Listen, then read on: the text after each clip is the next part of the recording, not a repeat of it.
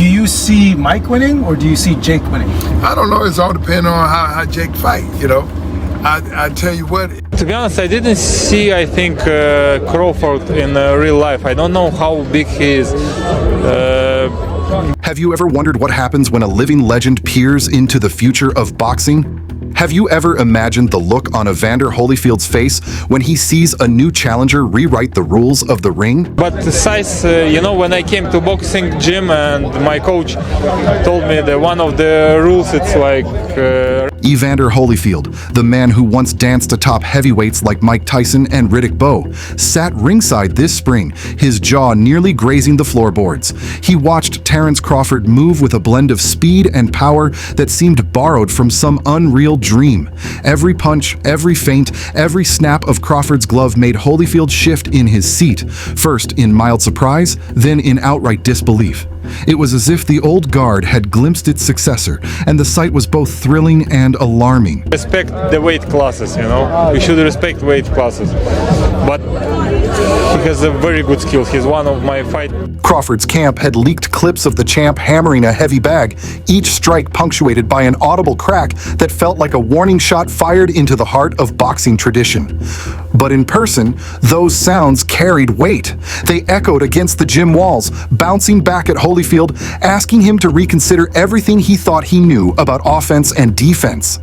The way Crawford bounced on his toes, switching stances without missing a beat, reminded Holyfield of the fluidity of water, always finding a new path, always adapting. One of my favorite fighters, active fighters now. What stunned Holyfield most was Crawford's bodywork. He watched as the younger fighter rained shot after shot low on the ribs, each blow seeming to sap both the bag stuffing and the confidence of any opponent who dared step inside the ropes. Holyfield remembered his own campaigns, battles of attrition that left both men bruised, bloodied, and forever changed. Yet here stood Crawford, sculpting his prey's endurance from day one as though teaching a masterclass in pain management. Get you. Yeah. He'll jump MC up and roll. get you. Yeah, that was it. Yeah. I like this. And you know, I'm like, you know, but you know, the point of the matter is do Jake Paul take... And then there was the mind game. Crawford didn't just train his fists, he trained his brain. Holyfield saw the steely glint in Crawford's eyes whenever Andre Ward barked instructions from the corner. Ward's whispers seemed to calibrate Crawford's instincts, turning him into a living chess piece whose moves were calculated several steps ahead. Watching those sessions, Holyfield couldn't help but wonder, had he once been that sharp, that cold and precise, or had time simply softened his edge? Terence Crawford, does he have an opportunity to beat Canelo? I think if anybody has a chance to beat Canelo, I think it's Terence Crawford. His IQ is on another level. He's a great fighter and he's strong. Holyfield's incredulity reached its peak during a sparring demonstration. Crawford danced circles around a veteran southpaw, slipping jabs and counters so smoothly that the older man looked more like a punching bag with reflexes than a fighter. Each time the sparring partner lofted a punch, Crawford would glide out of its path, pivot on a dime, and return a crisp counter that landed with surgical accuracy. The gym fell silent between rounds, as if catching its breath alongside Holyfield. It's just that it's a lot of weight. I wouldn't be surprised if Terence Crawford wins. Wouldn't be surprised if he loses either. Terence Crawford, when he went up against the best opposition, like Earl Spence. Yet Holyfield's respect grew with each passing minute. He saw in Crawford not just raw talent, but a work ethic that bordered on obsession. From the first light of dawn to the clang of locker room doors at night, Crawford's routine never wavered. He moved with purpose between jump rope, shadow work, mitt drills, and the bag, each session layering muscle memory upon muscle memory. In Holyfield's day, champions trained hard, but Crawford's regimen felt like the blueprint for a new era. He showed what level he's on, what type of dog he is. So I don't know, you really have to let these fights play out to see what happens. He might get hurt, that might activate. The former heavyweight king recalled his own mentors and wondered how they would measure up to the techniques Crawford employed. Did they foresee the rise of trainers who dissected fights with data analytics, biomechanics, and high-speed cameras? Holyfield shook his head. The fight game had evolved beyond instincts and heart. It had become a science, and Crawford was its poster child. Him to come back strong. Could you still make 68? I don't want to make 68. No, I know Terence wins 68. Yeah, well, if that's, yeah, I can. Despite the shock, Holyfield couldn't suppress his grin. There was a bittersweet thrill in witnessing greatness take shape before his eyes. He knew what it took to reign atop boxing's mountain, and he recognized that same fire in Crawford's gaze. That blend of ruthlessness and respect is rare, Holyfield thought. It's what separates the pretenders from the immortals. 405. 405. Behind the scenes, trainers whispered about the synergy between Crawford and Ward.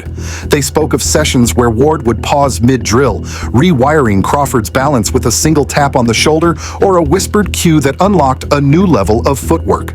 Holyfield had never worked with a coach like Ward, one who paired Olympic technique with a champion's savvy.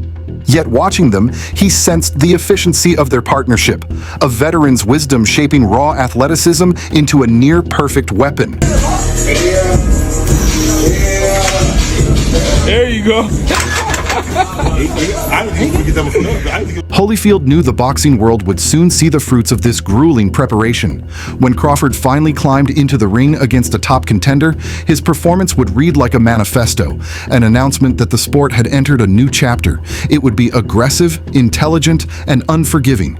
And it would leave no doubt that Crawford had taken the old playbook and burned it, pages and all. Come on! Yeah, get it! Yeah, get it! Yeah, get it! Yeah, get it! Yeah, get it! Yeah, get it! As the final wraps were removed from Crawford's hands, Holyfield leaned in for one last look. There was no fear in his eyes, only eagerness. He yearned to feel the electricity of Crawford's power firsthand. He longed to see how this next generation would challenge tradition and push the boundaries of what was possible. In that moment, Holyfield realized he wasn't witnessing the end of an era. He was watching its rebirth. Get it! Yeah, move out the way! Yeah, move out the way! Yeah, move out the way! Yeah, move out the way! Yeah! When Crawford finally steps between the ropes for his next big fight, Holyfield will be there, first in line, heart pounding with anticipation. He'll watch as Crawford's fists weave stories of speed and strategy, watching for the moment when history bends toward the new and unstoppable.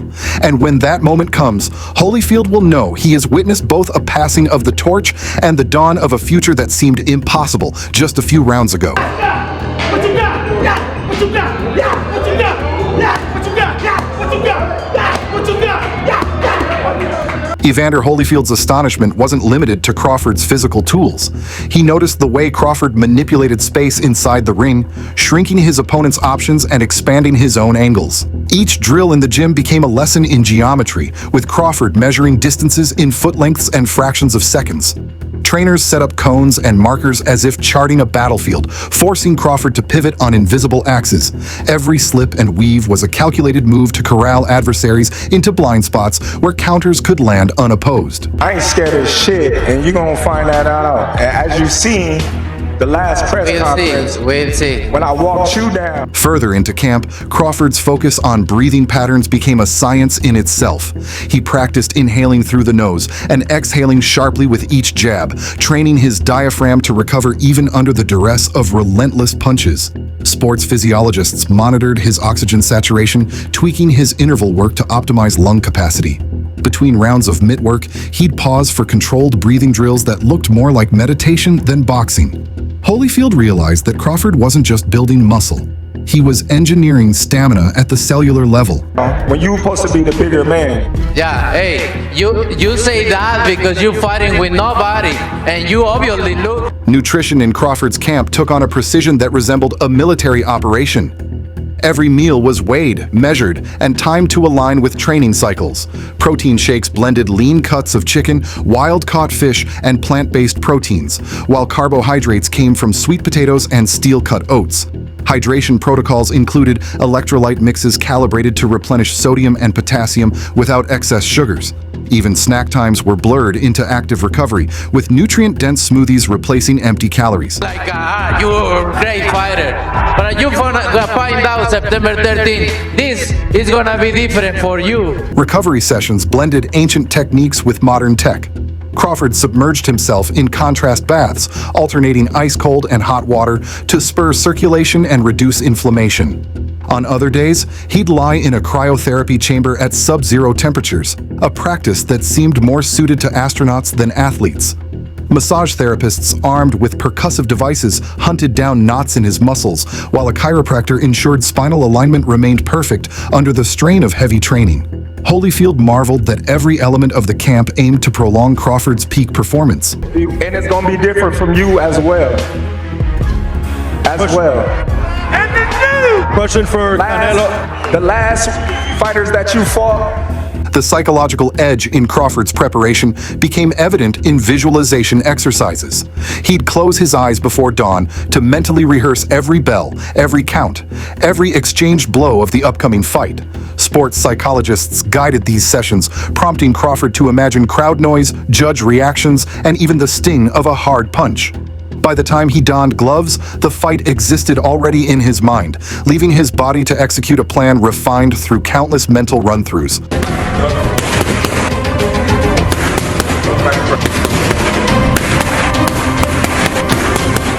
Crawford's sparring roster read like a who's who of boxing talent. He invited former champions and rising stars alike to play the role of Canelo's signature power and pressure.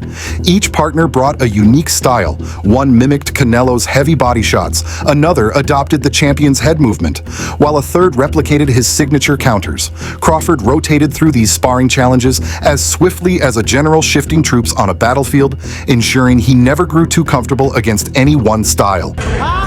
He gonna see the boogeyman himself, the most avoided fighter in the last 20 years. Avoid it, Outside the ring, Crawford's charisma under pressure became a testament to his mental training. Cameras rolled in the gym, but instead of distraction, they fueled his focus. He'd glance at the lens, acknowledge the presence of viewers, and then return his gaze to the bag as though it were the only thing that mattered. His trainers installed a one-way mirror during sessions to simulate media scrutiny, forcing him to ignore commentary and maintain drilled-in habits. Holyfield recognized a champion's calm under spotlight pressure, a quality that often separates contenders from immortals. Avoid it. They went for Mayweather. They knew he wasn't mean. They wanted a paycheck. They ain't gonna be the same when they go at Bud Crawford, Camp isolation played a crucial role in sharpening Crawford's mind. He traded the usual Vegas nightlife for early morning walks under Texas skies, absorbing the stillness as a form of mental reset. His team banned phones during key training windows, preventing the distraction of social media and fight hype. Meals were taken in silence or to the soundtrack of classical music, chosen to reduce stress and promote focus.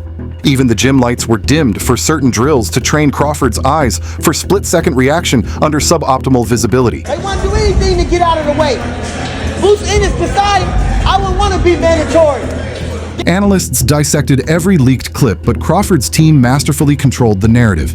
They released brief snippets showcasing explosive speed while withholding footage of defensive mastery. Fans saw the power, but only the inner circle witnessed the slip and counter drills that could turn the tide in a single round. This deliberate tease built anticipation without revealing the full armory, leaving pundits to speculate on Crawford's true ceiling. Holyfield admired the camp's media savvy, an essential skill in the modern age of boxing promotion. Do you see Mike winning or do you see Jake winning? I don't know. It's all depending on how Jake fight, Meanwhile, the chemistry between Crawford and Ward deepened with each passing week. Post-drill debriefs became strategic sessions where fight tactics were debated like championship chess matches. Ward would question the timing of a hook, Crawford would defend the choice, and together they'd refine the move until it felt instinctive. Their partnership blurred the lines between coach and collaborator, forging a bond that made Crawford's approach uniquely adaptable. Holyfield saw in this alliance the makings of a generational team. I tell you what, if it's cause somebody gonna tell him it's too crazy to be trying to get. Camp rituals imbued the training with symbolism. Crawford touched a taped poster of boxing greats before each session, silently acknowledging the lineage he aspired to join. Trainers handed him a single white glove each morning, a reminder that purity of purpose matters as much as power. At night, Crawford reviewed old footage of his own fights, noting areas for improvement rather than celebrating victories. These rituals grounded him, merging respect for tradition with the hunger to break new ground. Close to the guy, he gonna stay like that. Mike like He get in and he curve up. As fight night approached, press events transformed into psychological warfare. Crawford arrived in tailored suits, exuding calm confidence, refusing to engage in trash talk but never appearing intimidated. He answered questions with concise, measured replies that hinted at deep strategy without revealing details. Promoters tried to bait him into sound bites, but Crawford's silence spoke volumes. He let Canelo's bravado fill the room while he logged mental notes. Holyfield saw that control over one's mouth can be as powerful as control over one's fists. Like this and snap out and get you. Yeah. He'll jump MC up and roll. get you. Yeah, that was it. Yeah. I like this. And you know, Training peaked with a final week of tapering drills designed to preserve freshness. Volume dropped, but intensity soared, with Crawford executing power shots at maximum velocity on the last day. A final sparring round was orchestrated to recreate fight pace, complete with sound effects piped through speakers to simulate the roar of a live crowd. When the bell rang on that simulated round, Crawford moved with such precision, it was as if he'd already boxed Canelo. Holyfield knew this was the moment when preparation crystallizes into certainty.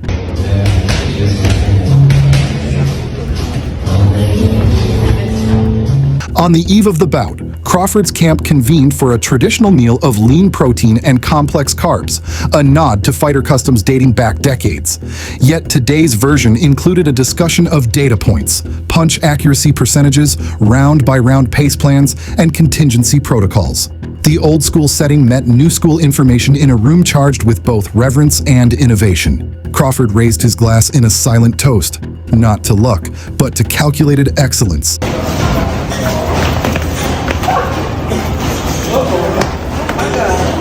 Fight day in Las Vegas crackled with electricity. Crawford and Holyfield crossed paths briefly in the hotel lobby, exchanging nods that spanned generations. The younger man's eyes held ice, the elder's gleamed with pride. It was a passing of the torch without fanfare, a quiet acknowledgement that boxing's future stood before its past. Security hustled Crawford away, but Holyfield lingered, absorbing the moment as though it were his own pre-fight calm.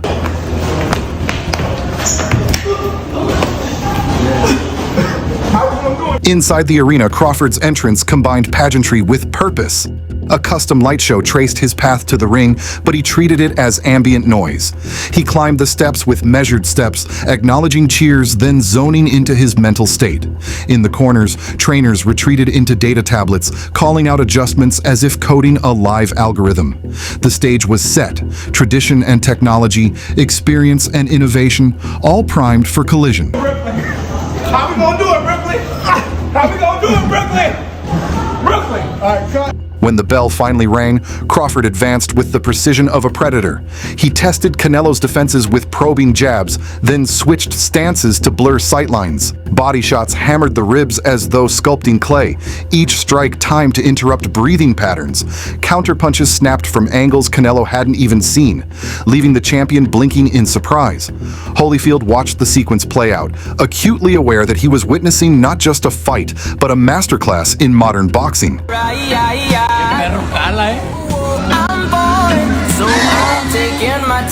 Round after round, Crawford maintained relentless variation.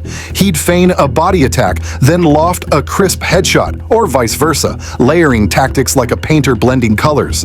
Canelo adapted but never fully recalibrated, his own combinations caught in Crawford's shifting web. Spectators gasped as Crawford's footwork created angles where none seemed possible, each pivot a slight tilt of the battlefield. By the midpoint, the narrative had flipped. Crawford dictating terms, Canelo scrambling for answers.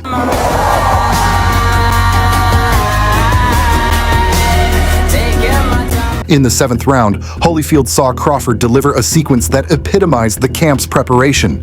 A southpaw jab to the chin, followed by an orthodox hook to the body, all executed within the blink of an eye. It was a combination practiced in countless drills, now landing live on sport's biggest stage. The arena erupted as Canelo clutched his ribs, momentarily stunned by the precision of Crawford's blend. Holyfield sat forward, recognizing a fight-defining moment. We're working on a holiday round. The championship rounds showcased Crawford's endurance. While many fighters wear down, Crawford seemed to accelerate, his pacing refined by weeks of targeted conditioning. A flurry of punches in the ninth left Canelo teetering, yet Crawford chose to secure a clinch rather than gamble on a knockout. That decision reflected strategic maturity, knowing when to press and when to conserve. Holyfield nodded approvingly. This was the sign of a born champion. Blow a lot. Getting in. Let's get it. Under the grace, dude. When the final bell echoed, both fighters raised their gloves, though it was Crawford's hands that trembled with excitement. Judges' scorecards revealed a clear victory, crowning Crawford as the new champion. The crowd roared, but Holyfield's applause was the loudest in his own heart. He'd witnessed how preparation, innovation, and respect for tradition fused into a performance for the ages. What we gotta do? Let's get it, baby. September 13th. Here we come. The aftermath saw Crawford hoisted by his team, but his gaze searched the stands for Holyfield. Their eyes met one last time, a salute exchanged between old guard and new blood. The boxing world had shifted, and Crawford's intense training was the conduit. Legends rise, eras end, and yet the cycle continues, fueled by fighters who dare to push beyond precedent.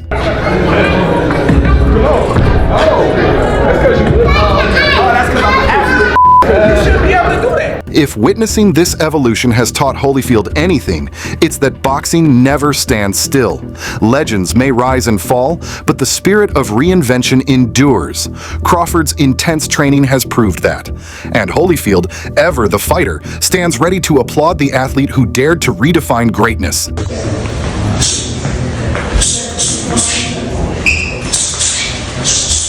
Now it's your turn. Did this glimpse into Crawford's preparation surprise you as much as it did Holyfield? Drop your thoughts in the comments, hit like if you felt the shock, and don't forget to subscribe for more inside looks at boxing's fiercest rivalries.